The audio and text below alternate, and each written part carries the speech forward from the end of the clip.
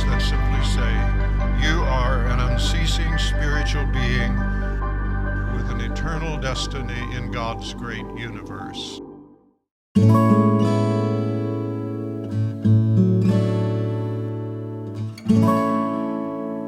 Well, thank you so much for coming.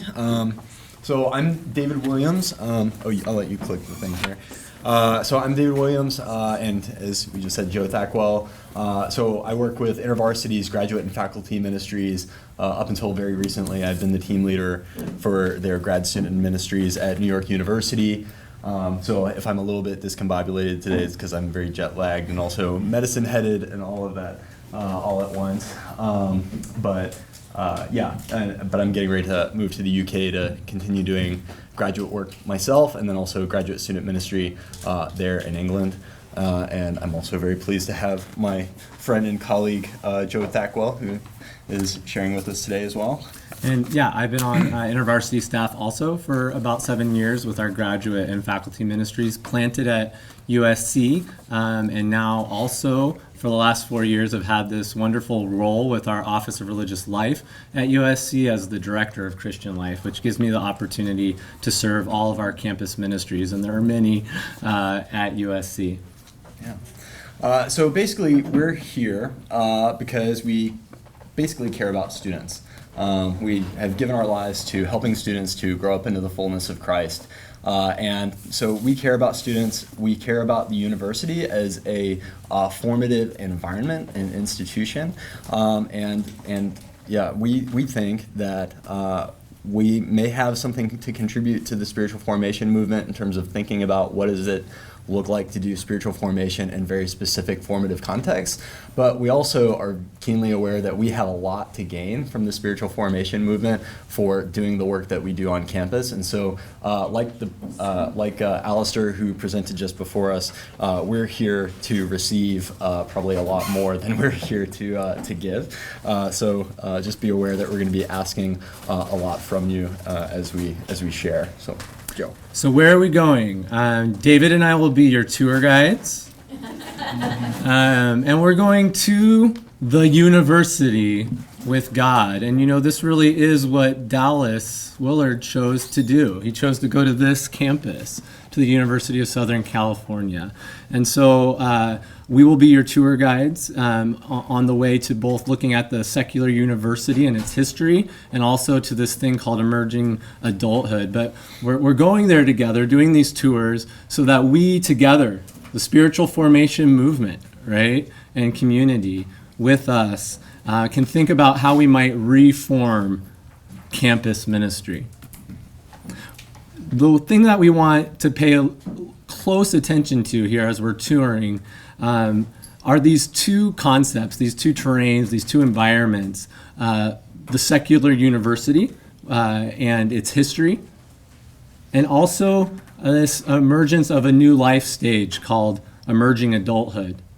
Now, both, I think you'll notice, are highly formational and immersive environments. And what I want you to think about with us is that these are very thick contexts. And the closer we pay attention, the more we analyze and understand the context in which these college students are in, I think the more we can help them and come alongside in the spiritual formation that the Trinity is letting us do with them. As Joe says, these are thick contexts. Spiritual formation does not happen in a vacuum ever, right? Your age and stage, your social context makes a big difference to what spiritual formation looks like for you at any given time.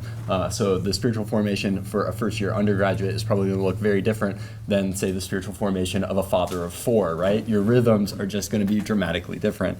So we want to talk about the secular university as a formative context first.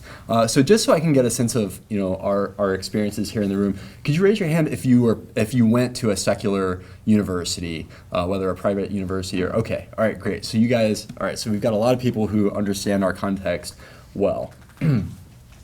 I think we'll get a better sense of what makes the secular university what it is by looking a little bit at the history of how secular universities form the way they are. We get a better sense of where we are from looking at where we've been. So I'm going to give you a brief, ever so brief, but scintillating rundown of the history of the secularization of higher education in America.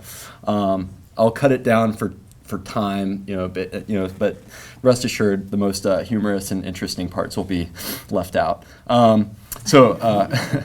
So first, basically, the secularization of higher education happens in three major stages. So you might call the first era of higher education in the United States the age of the Christian college and Christian culture, basically. Anthony Kronman calls this the age of piety, which roughly runs from the formation of Harvard in 1636 to the end of the Civil War in 1865. The second stage is the rise of the secular, what I call the rise of the secular research university, which really begins in the aftermath of the Civil War, running all the way up to the student protest movements of 1968. This periodization is maybe slightly arbitrary, but it's not entirely. There's a method to my madness. And then the period in which I think we find ourselves is what I like to call the decline of the postmodern multiversity, which basically is 1968 to the present. So just a quick word or a word of caution about the first phase. It's really easy to romanticize this age of the Christian college and Christian culture, right? So this is really built around the higher education model of Cambridge and Oxford and so forth, that sort of collegial model. But we should remember that while there was a lot that we can learn from this period, it was by no means perfect. We should always remember that these high walls and enclosed courtyards that mark the architecture of this period were not so much designed to keep the townspeople out as much as to keep unruly students in. So this is a great photo of a bunch of sophomores at Princeton in the 1800s after a snowball fight, and you can see from their faces that the upperclassmen at this time could learn a thing or two about Christian charity. So not that everybody was a saint during this period, but there's still a lot that we could learn about what it looks like to form students well from the way things were done in the earlier phase.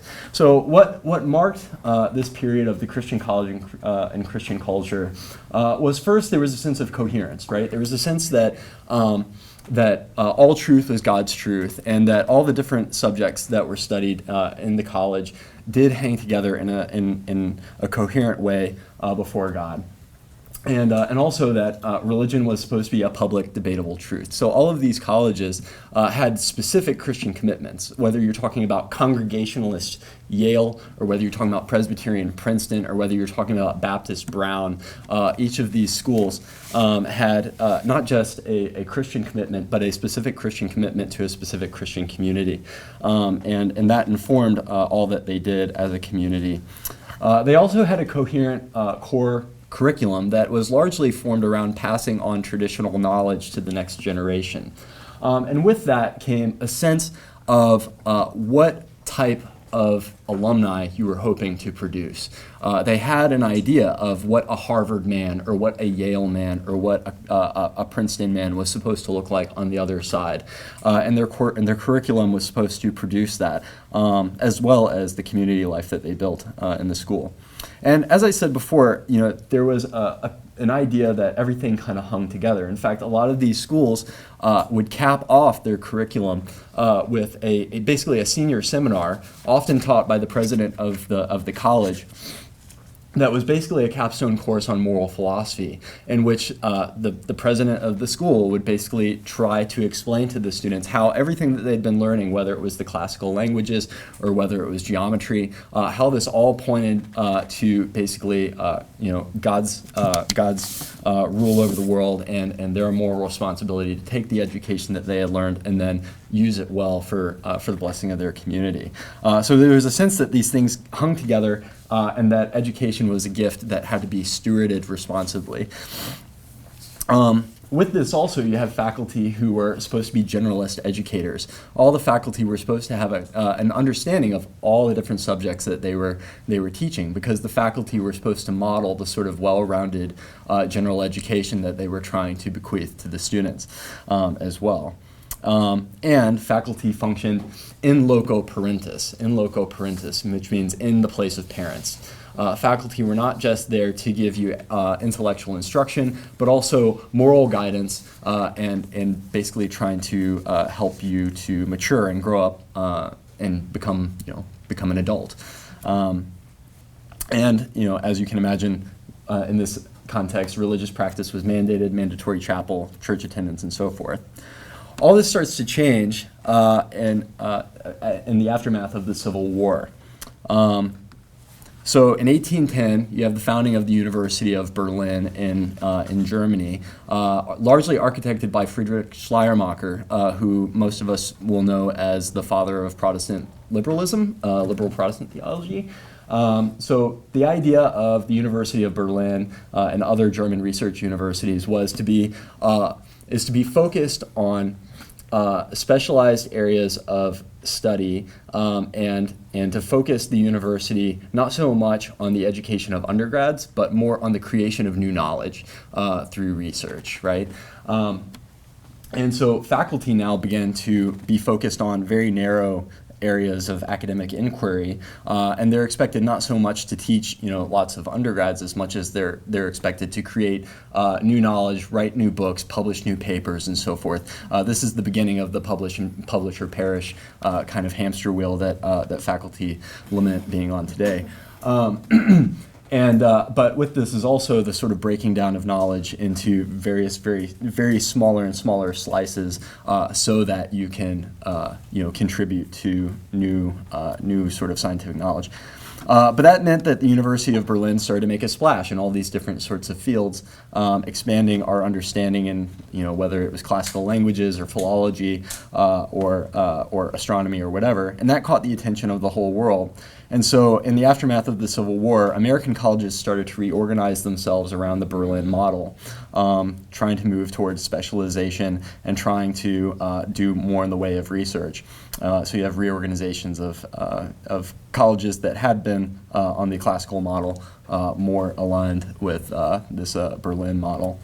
And then this is also the period in which you have the founding of ag and tech schools that are oriented towards math and science, and that have explicitly economic reasons for existing, advancing the economic interests of the various states that they represent. This is also the period of the fundamentalist modernist controversy, in which basically conservative, traditional Protestants evacuate the major institutions of learning in order to circle the wagons and protect their communities and create parallel institutions like Wheaton and Westmont and Westminster Theological Seminary, where I went to school, which may have been a good strategic move for the evangelical community at the time, but it had the negative effect of depriving traditional colleges and universities of very much needed salt and light. And then these schools start moving into a direction of sort of broad liberal Protestantism instead of the particular commitments of being Baptist or being Congregationalist or something like that. And then finally, I'll just say this about this period. The flip side of specialization, saying not just having generalist education, broadly speaking, but then focusing in on a major or something like that, or focusing in on a very narrow discipline, is that nobody deals with the big questions anymore. Nobody deals with the big question of like God, meaning, morality. Any given faculty can always say to the big questions, "That's not my department. I just do ichthyology.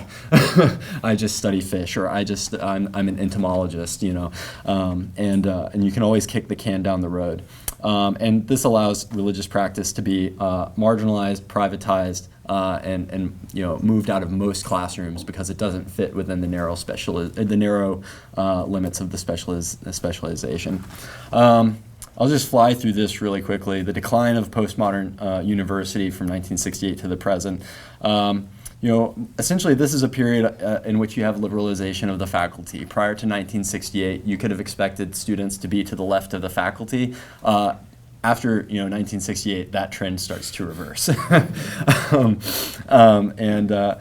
this period, you also have a decrease in academic coursework.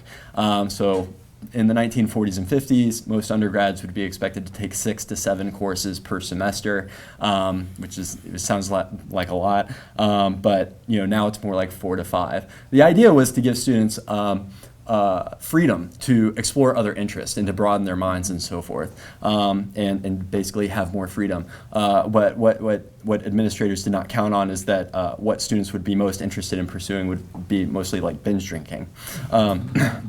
So this is kind of laying the groundwork for sort of the Animal House understanding of college life that we've all come to know and cringe at. This is also the period of dismantling in loco parentis. Faculty and administrators, basically decide self-consciously that it is no longer any of their business how students are being formed morally, and they self-consciously step back from that work. This is also kind of the period where you have latchkey kids and kids of broken homes. So you have precisely the most under-parented generation ever showing up at college needing guidance and not finding it there. I don't need to say anything more about this point, enough said. Religious practice in this period is not just privatized but marginalized. And then also commercialization of sports, football culture and all that sort of thing, often heavily funded by the beer industry and fuels sort of the work hard, play hard ethos that characterizes a lot of college campuses. So you can kind of get a general sense of how we've changed. Where we are is not where we've always been, and the way things are is not how they necessarily have to be. But recognizing the contingent characteristics of our current moment on college campuses is, I think, important for thinking well about what is the formative environment in which we are trying to come alongside of students and help them to grow up into the fullness of Christ. With that, I'm going to just hand it off to Joe. Joe, who are these students that we're trying to form? And oh wait, no, not yet. What is deforming? What is deforming? What so is I'll just say the fruits of this. The fruit of this is that the kids aren't all right. There's been a lot of sociological analysis of emerging adulthood. Joe's going to share a little bit more about the nuts and bolts of that in a moment. But a great sociologist at the University of Notre Dame named Christian Smith has been doing a lot of work in this area. He has a great book called Lost in Transition, The Dark Side of Emerging Adulthood, in which he looks at basically what is happening to 18 to 35-year-olds in our contemporary cultural context, and what are sort of the trends in terms of our emotional and mental and spiritual lives. And given that this is the generation that has, at least in terms of just hours spent in higher ed classrooms, is the most highly educated generation ever. There are other measures whereby that might not necessarily be borne out, but just in terms of amount of time spent in college classrooms on average. What is the full title, Lost in Transition? Lost in Transition, The Dark Side of Emerging Adulthood. Oxford University Press, 2000 and something or another. So first is that there's emerging adults are increasingly individualistic and morally relativistic in terms of how their moral outlook. Fewer commitments to specific moral convictions, and except for like a bare bones commitment to interpersonal niceness. But beyond that, there's not much of a robust moral framework there. People are increasingly envisioning the good life in terms of, in consumerist types of terms. So the good life is envisioned as eventually getting a decent house and maybe buying a boat and having, the sort of the income that allows you to travel and so forth, but not anything more specifically Christian or robust than that. There's increasing levels of substance abuse. We hear a lot about the opioid crisis, but alcohol abuse is actually on the rise at alarming rates amongst emerging adults. hookup culture is decimating folks, and even if you're not engaged in the hookup culture, just the inability to form healthy romantic attachments is causing major problems. Young people are marrying later, in part because it's just hard to get together in a healthy way. And then also politic and civic disengagement. Young people are disengaged politically and civically. They found that even people who think of themselves as being politically active, that often only amounts to just following the news, but not necessarily like bothering to do things like vote. So don't believe the press about kids are super engaged politically. It's not true. And then rising levels of nuns and duns amongst emerging adults, basically either people who are unchurched nuns or kids who are just burnt out on church and they just don't want to go back duns. So that's been the fruit of the formative environment that we've put students through so far. But tell us more about who these emerging That's adults such are. great news. Thanks, Steve. He's the good cop, I'm the bad cop. I'm going to stick with this slide for a second as we do an interactive interlude. And I want you just to throw out, this is popcorn style, just words and phrases, when you thought about adulthood, when you think about adulthood, what are some words, what are some images, what did you have in mind when you were on this precipice of adulthood? Maybe what do you think about for those that you love who are engaging adulthood? What are some images or phrases or ideas that you have about it? Since I went to a Christian college, marriage. Marriage. Get your MRS degree. MRS degree. Ring before spring. Ooh. Job. Responsibility. Yeah. Freedom. Terrifying and awesome. Yeah. Growth. Future. Oriented towards the future. Yeah. Beautiful. I love it. Now I'm going to scare you if you're a parent. I'm a parent. I have a 6 and a 10-year-old. And I have been diving into emerging adult studies, which emerged after I was in graduate school, if you'll believe that or not. In 2005, the first conference on emerging adulthood happened at Harvard. And a guy I'll point to, Arnett and his researchers, coined the term, and we started to say this is a new life stage. As I've been reading and researching, this is just sort of my nicely symmetrical, somewhat startling picture of life. That from 0 to 9, you get to be a child and you get to dwell in your home. From 9 to 18, you're in this thing called adolescence. And you're learning to leave home. From 18 to 36. 36 is a little beyond some of the research, but I just turned 37 and I'll say 18 to 36 rings true to me. You're now in this interesting stage where you get to make home. 36 to 72, if you've done things really well, you get to enjoy again in a certain home-dwelling way, right? I would say that maturity, one way to talk about it is being at home. And being at home is in music right now, more in secular music maybe than Christian music. Romance. When I'm with you, I'm at home, right? So I would like to say that as we think about maturity, and as a lot of scholars are looking at emerging adulthood, they're using this language about being at home. Arnett and his researchers do what researchers do, which is years and years, hours and hours, all kinds of funding to tell us things that seem like, yeah, that's right. Maybe not obvious, but yeah, that's descriptive of what's happening.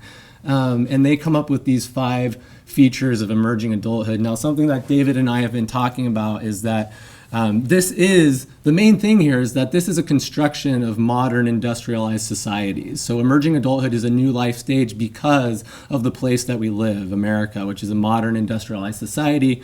And we've been talking about probably the same forces this intuitive sense. We don't have research to back this up. The same forces that created the secular university are the same forces at work that have created this thing called emerging adulthood, right?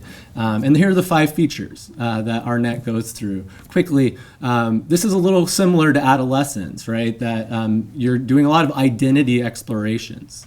In all kinds of ways. I was talking to a 23-year-old friend, and she was like, yeah, it's trying on things and it's performance. And in all kinds of areas. And this is where the researchers keyed in, and they said, that emerging adults, they think of themselves as adults. They don't think of themselves as adolescents. Their research and interviews, they don't self-describe as adolescents. So if you're really wanting to walk with a 19-year-old, know that they self-identify as an adult, but there's also all this not yet, which we'll get to. But that's a really important point. It's marked with instability. You all said them. Marriage, the work landscape is changing. People are getting married later. This is all the wonderful research and graphs in this book, is people are getting married later. Yep, that's what we're seeing. People are having kids later. People are getting mortgages later. People's work landscape is shifting and unstable for a long time. All these things that all of us are experiencing, emerging adults is the microcosm of it, right?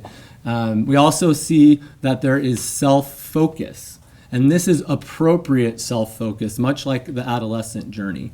It's appropriate self-focus most of the time. And it's feeling in between. We love, in the kingdom language of now but not yet, it is, I'm an adult but not yet. I identify both ways.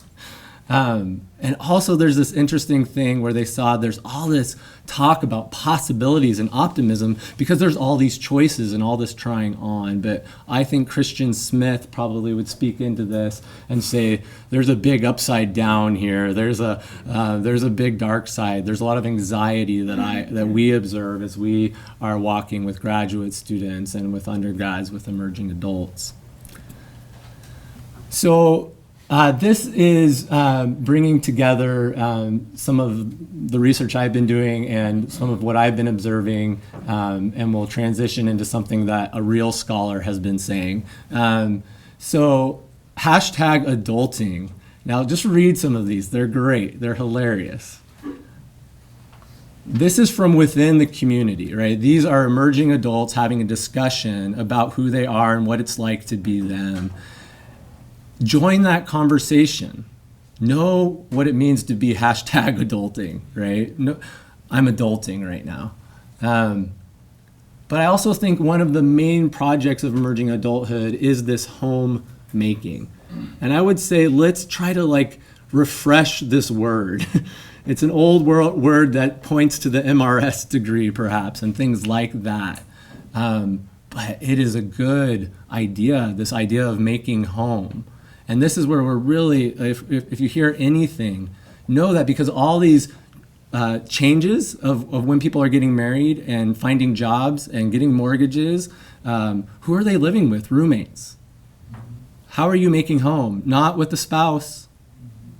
This is so important. Are we preparing our 18 to 22-year-olds for this?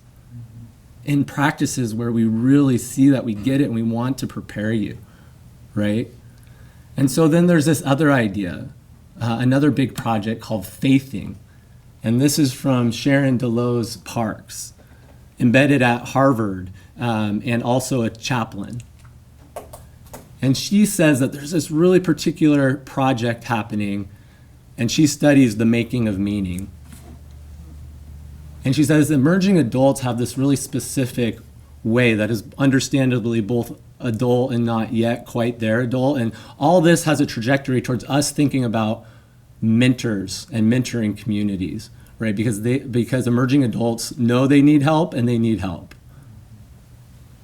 But the projects that we get to do with them is becoming critically aware of one's own composing of reality. Just the awareness that I'm composing reality here.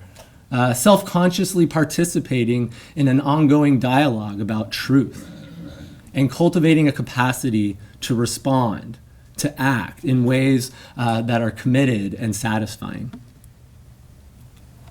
This is Sharon's definition of faithing. Faithing then is putting one's heart on that which one trusts as true. It is a bedrock trust that the pattern one sees is real. We need help seeing that, right?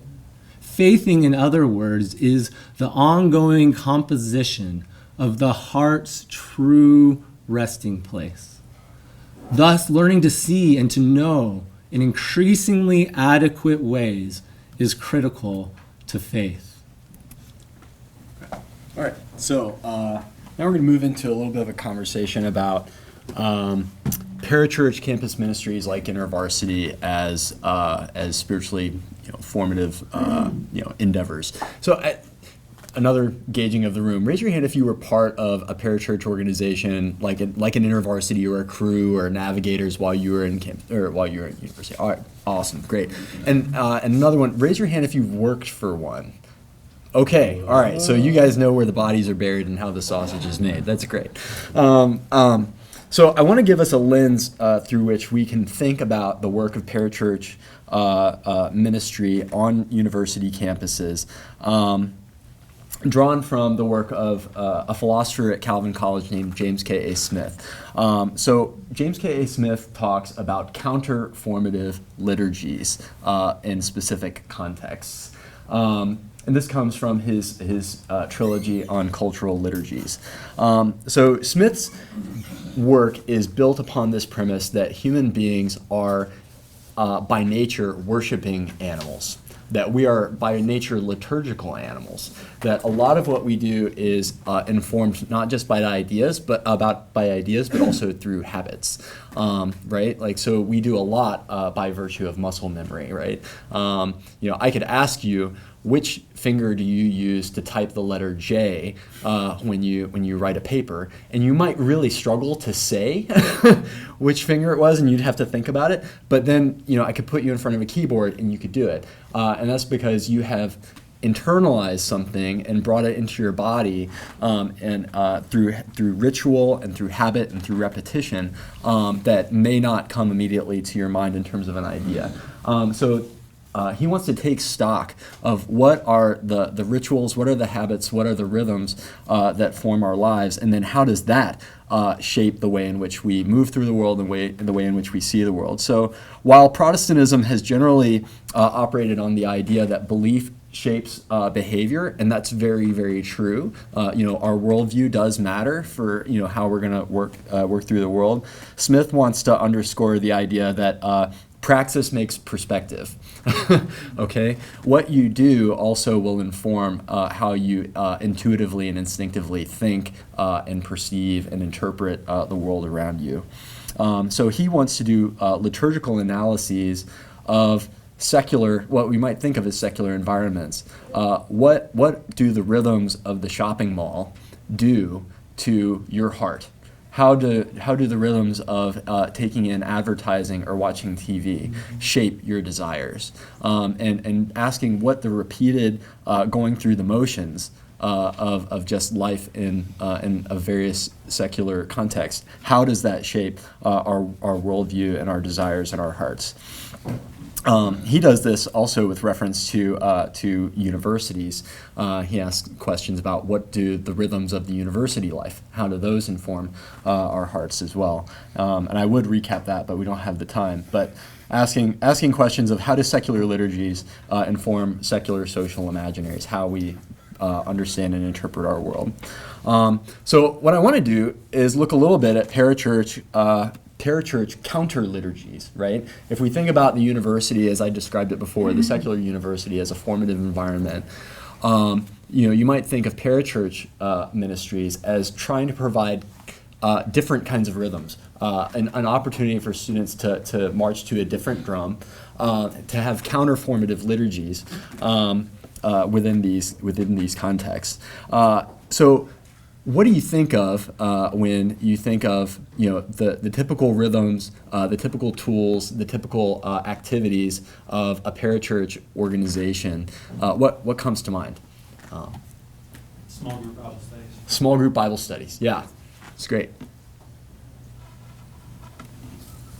A dispersed connection, like you're not at one place all the same time. You're going different places to connect and gather. Yeah. One location that's back. Yeah. Like dorms and that kind of thing. Yeah, out on the quad. Building.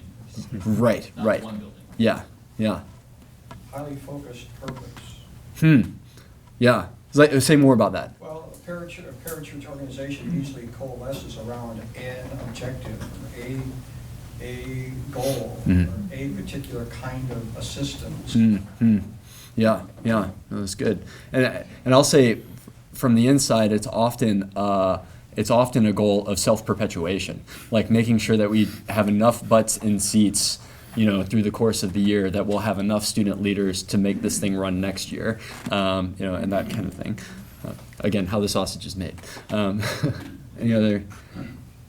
All right. Well, this is good. Frisbee, I think ultimate Frisbee retreats, like this, all the social connecting. You have leaders next year. Right. Exactly. A sense of mentorship and friendship. My IB Bible study leader was a friend of someone to navigate things with. Yeah. That's great.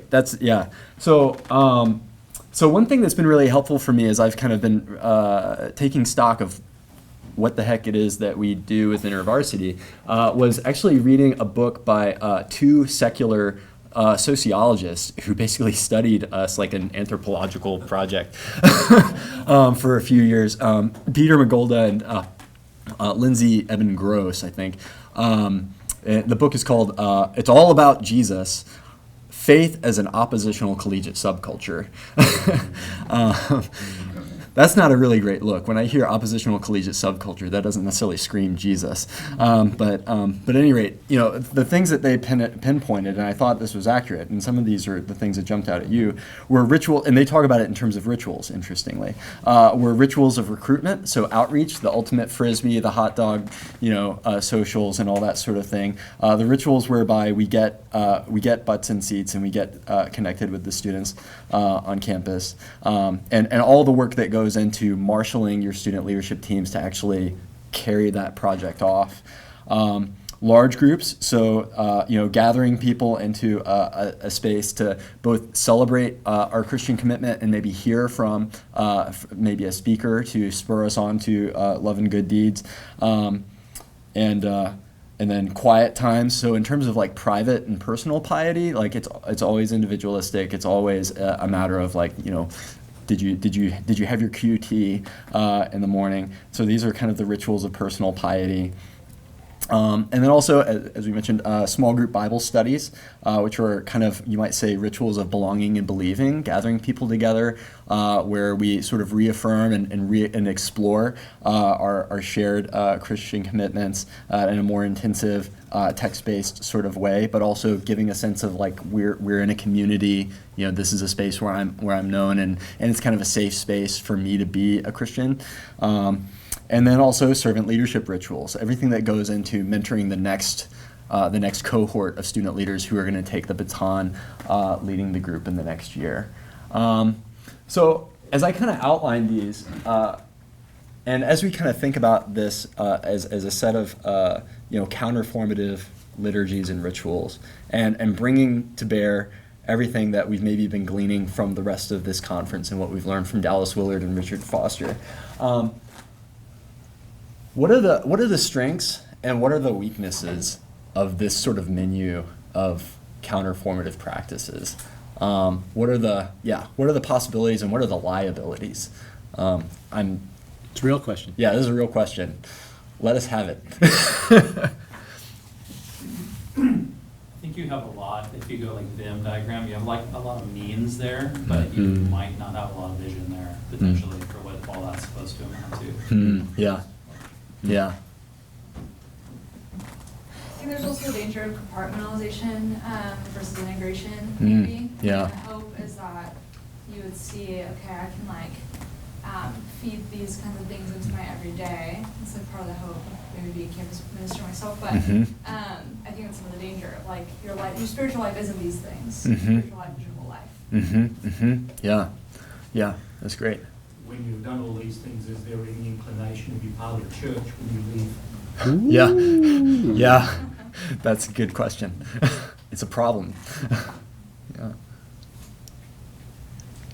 Connected with that, I'm relating this to Lisa DeBoer's presentation yesterday about the public versus private divide, and how this really seems to lean private when it comes to what we would identify as religious action, religious content.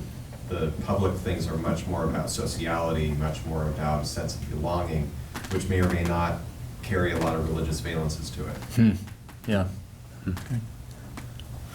Well, these are some of the questions that Joe and I came up with, kind of exploring this menu, and then also, and then having read that sociological book on us, and just being like, oh man, I don't know if that's what we want to be.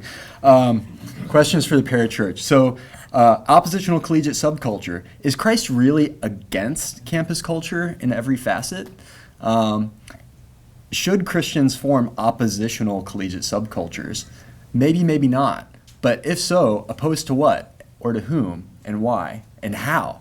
All of that's really, really important for us to be really thoughtful about and be specific. Are we about the Lord's busyness?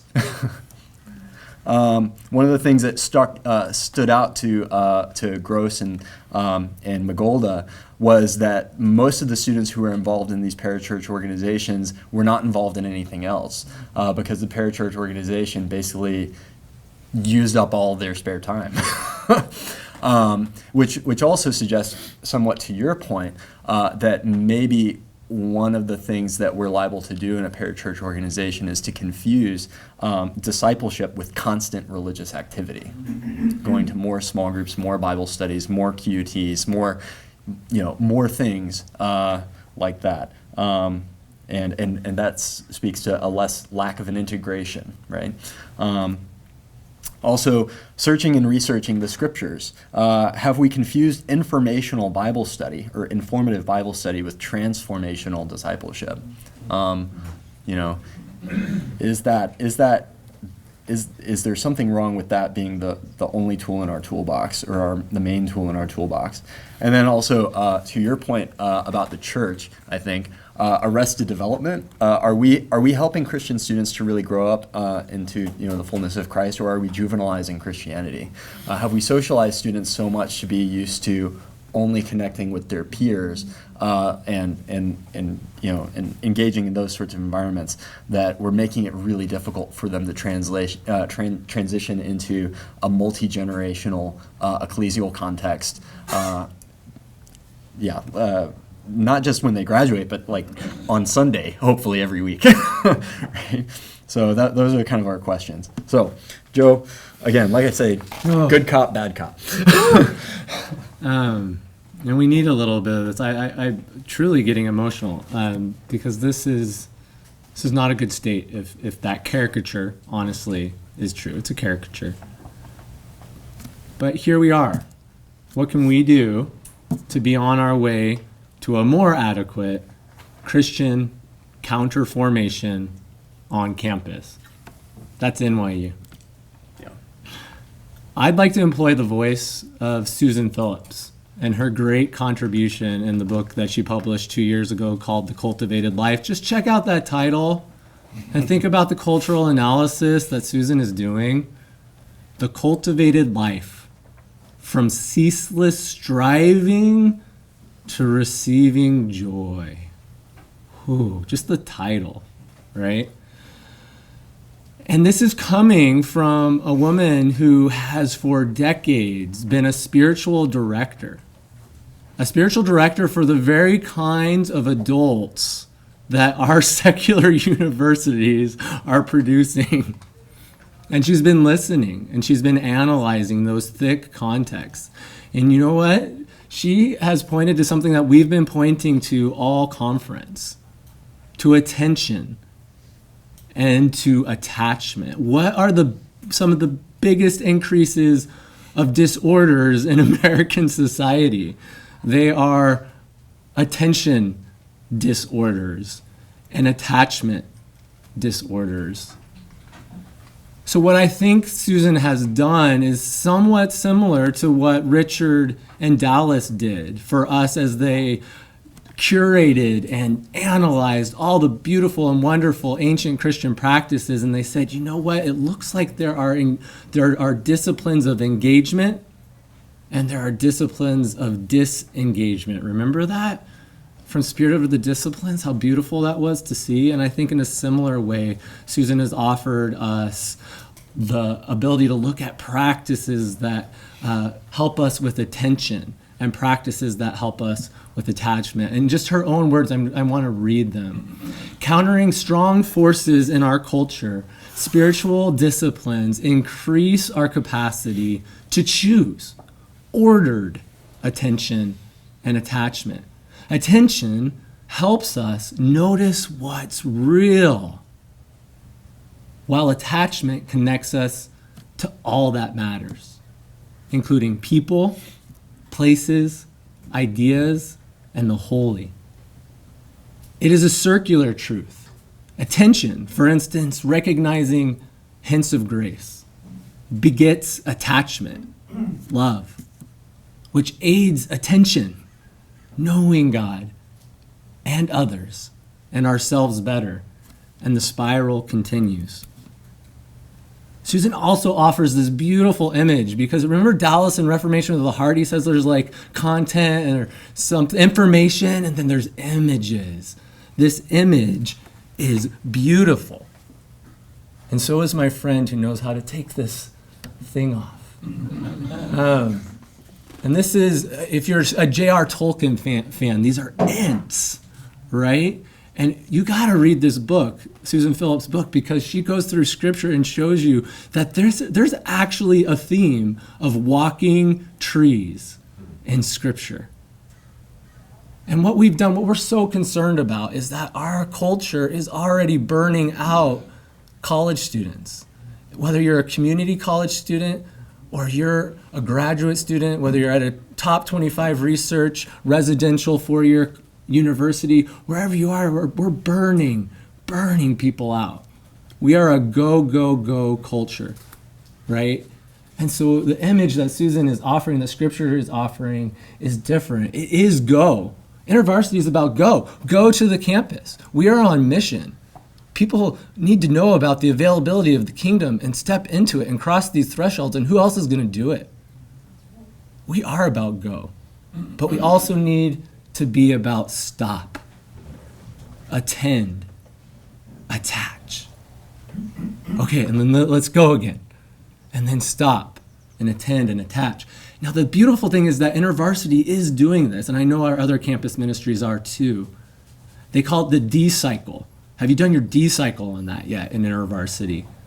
And it's wonderful. It's just like taking our manuscript Bible study and putting it on where we're going in mission, and you debrief what just happened, and you stop and you reflect on that step of mission your community took together as a witnessing community. I mean, it's beautiful.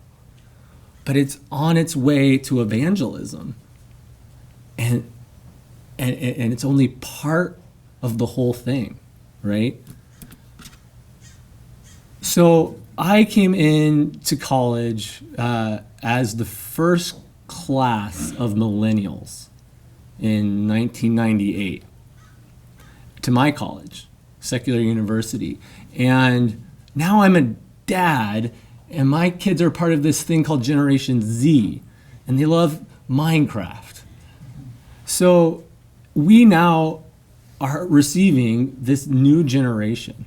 And I think we have, this is what I'm taught, this is from looking at Sharon DeLoe's Parks and being informed by Susan Phillips. I think we have 3 crafts for Generation Z. We have daycraft. These are practices that Susan points to. Did you know that in Spirit of the Disciplines and in Richard Foster's Celebration of Discipline, they didn't talk about Sabbath keeping? What? Susan points this out. In 2011 and beyond, we start to really pay attention to Sabbath keeping, because what does our culture need? We need to stop. We need to sleep. We need to rest. We need rhythms of day and hour. Rule of life, which has been talked about wonderfully here.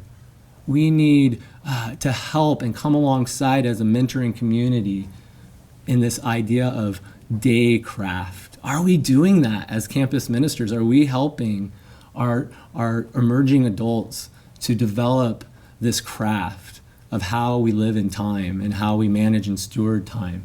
The university is asking this question. Time management, study skills, for the economic reasons that David talked about, right? They're really concerned about this. They call it time management. They're also, the university is concerned about friendship. I sat in a whole religious directors meeting at USC and we talked about friendship. Why can't our students are some of them literally dying of isolation and loneliness? They don't have deep friendship. And this is the homemaking, right? If you're not going to get married till 28, you may not get married. If you don't have children till your 30s, if your family is your roommates, which is sitcoms are all about that, from Friends back in our day to New Girl on Netflix right now, your roommates are your family. Are we preparing?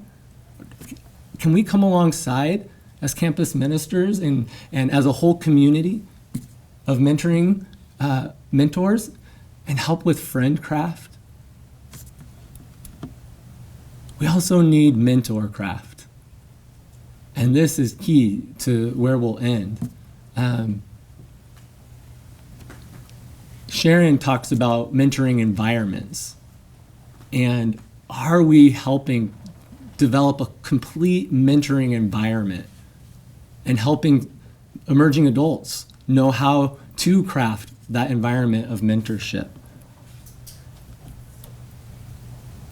Sharon DeLoes Parks, whether it's you as a peer-to-peer mentoring situation, which somebody from their InterVarsity days, like a junior can mentor a sophomore, for sure.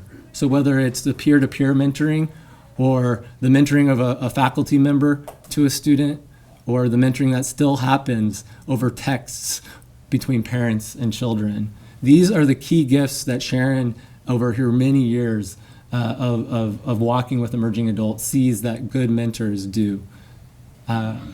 Mentors give the gift of recognition. So important. I see you. I am with you. I recognize you and what you're going through. Support. Mentors give support. Another key gift is challenge. I challenge you. Another key gift of mentors is inspiration, vision. And all of this in ways that are accountable. So now David and I get to our confession. I'm on camera, you might not be. The parachurch is asking for help. And here's our confession. We, InterVarsity, I, Joe Thackwell, recognize that pure mentorship is only part of a total mentoring environment. And we equally recognize that our student-led apostolic mission of evangelism, which is beautiful, revival is happening on campuses, but it also leads us to a deficit. And this is a tension, a hard tension, and I'm hoping it can become a productive tension. So we, the parachurch, we recognize our need to partner with professors, RAs, other campus ministers, counselors, spiritual directors, academic advisors, student affairs staff, departmental staff, local pastors, parents, and let's add the communion of saints while we're at it. And you know what? The secular university, it's asking for help too. It may seem that people that care have disappeared from the secular university, but I think Sharon's voice says otherwise. I think her voice is a lot like Dallas's voice in the disappearance of moral knowledge. It is enormously difficult to make meaning, to compose a faith, within the intensified complexity of today's commons. But it is particularly appropriate to do so in the very institution, the university, charged with teaching the value and practice of critical reflection.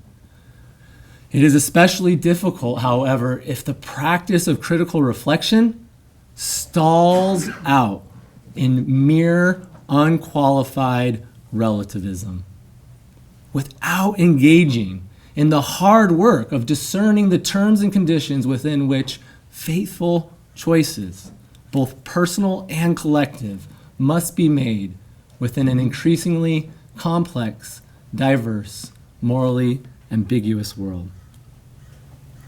So here it is, with the few minutes we have left. We have a call to cooperation, a call to cooperative formation, we're calling it, between and among the church and the parachurch, rival campus ministries, campus ministers and university staff and faculty, campus ministries and local churches, campus ministries and local Christian colleges and seminaries like Westmont, Christian faculty at secular universities and faculty at Christian colleges, local Christian community and its colleges and universities, and also among Christian alumni.